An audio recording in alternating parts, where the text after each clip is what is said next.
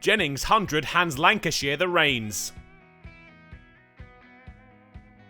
A Roses clash rarely needs much billing. The rivalry in the fixture is usually enough, but this would be different. Top spot in Group 3 up for grabs for the two teams with the most points in the LV County Championship.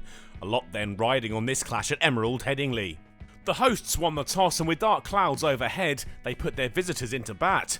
But Lancashire would cope with the conditions well. Jennings and Davis found their feet early, and after a little more than an hour, the opening partners had put on 50 runs. And there was still no joy for Yorkshire. Jennings now accelerating as lunch loomed, and the pair got there with the score 96 for none, Davis needing just one run for his 50. He wouldn't have long to wait. The single was found off Yorkshire captain Patterson, and Davis had his second half-century of the season. The openers had soon shared a 100-run partnership. This isn't what the hosts had envisaged when they asked their rivals to bat.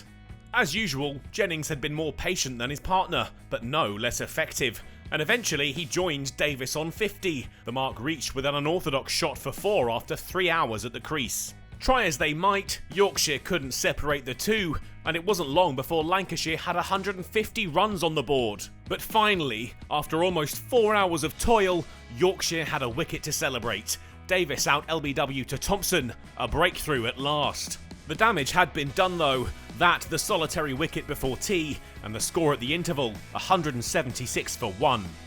The loss of Davis didn't do much to Lancashire. They raced their way to 200 at the resumption. Jennings now hunting 100. And he reached the mark after almost 5 hours at the crease, a single off best sufficient to take him to his century, scored off 213 balls. The wicket had proved to be just a blip for Lancashire.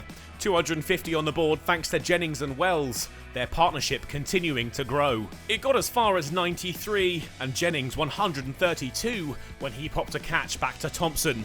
A fine day for the opener, brought to a tame end.